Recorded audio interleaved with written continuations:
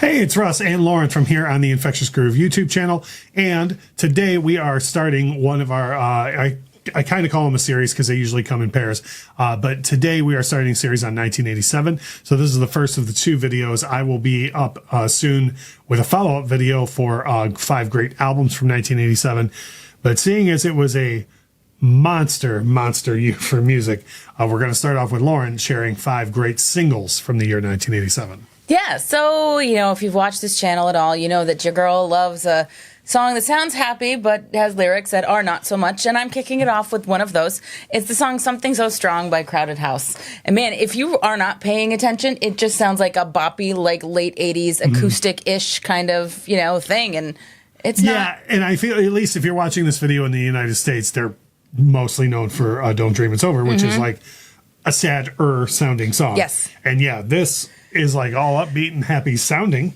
But if you're watching this video in the US and you haven't heard this song, Something So Strong, I would go look it up either on YouTube or Spotify and listen to it, because I feel like you have heard it, you just didn't know it was Crowded House. Yes, that's very true. So that's a good way to kick things off. The next one is one of those ones that's not a surprise coming from you, but this is a big, I don't know why, but I always think of this as having released at least a couple of years earlier in the 80s than it actually did. That's interesting. Yeah, we're going with Little Lies by Fleetwood Mac.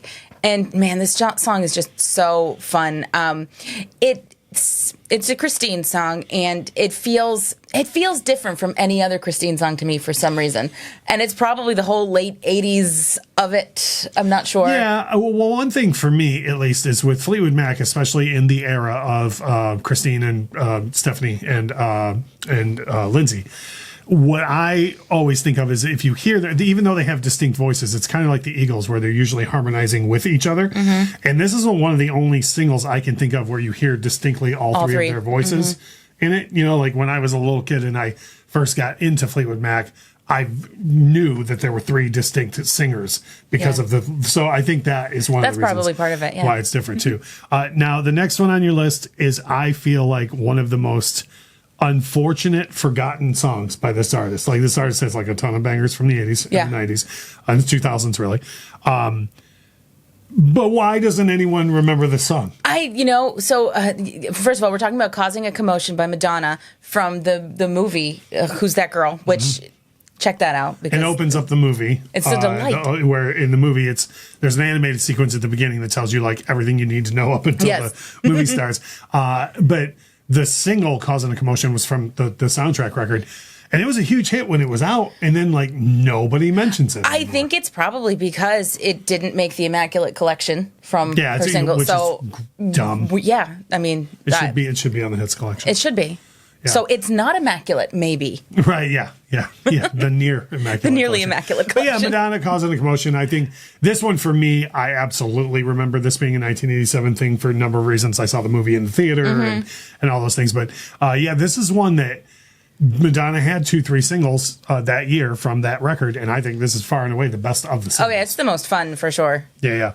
The next one that you have is in the single from the first 3 CDs I ever bought in my entire life. This was one of them. Oh, that's nice. Yeah, it's Alone by Heart, which, I mean, you almost can't talk about this year in big singles without talking about this song. Yeah. I don't have much else to say about it other than, it's hard. For me, it's crazy because the album before this is really when they stepped into their full-on 80s sound. And there were no singles off of the album before this that were anywhere near as big as Alone. There were big singles, These Dreams, Alone, What About Love? But then Bad Animals only had the one, it had other singles, but they had the one, but this was like huge. Yeah. And Alone, I feel like it kind of got a second life when American Idol became a thing. It's a good singer song. Anybody, with a remotely good range was like, they're like, and what's your name? My name's Christy. Well, what are you doing? I'm going to sing Alone. By Heart. You just sit there in the auditions and be like, please don't screw this up. And it's also been reinvented at karaoke too. Again, anybody with people do have a decent enough range to. I know. And it's all about that one. That one. I've heard enough people do that note bad. That I'm just like, I know.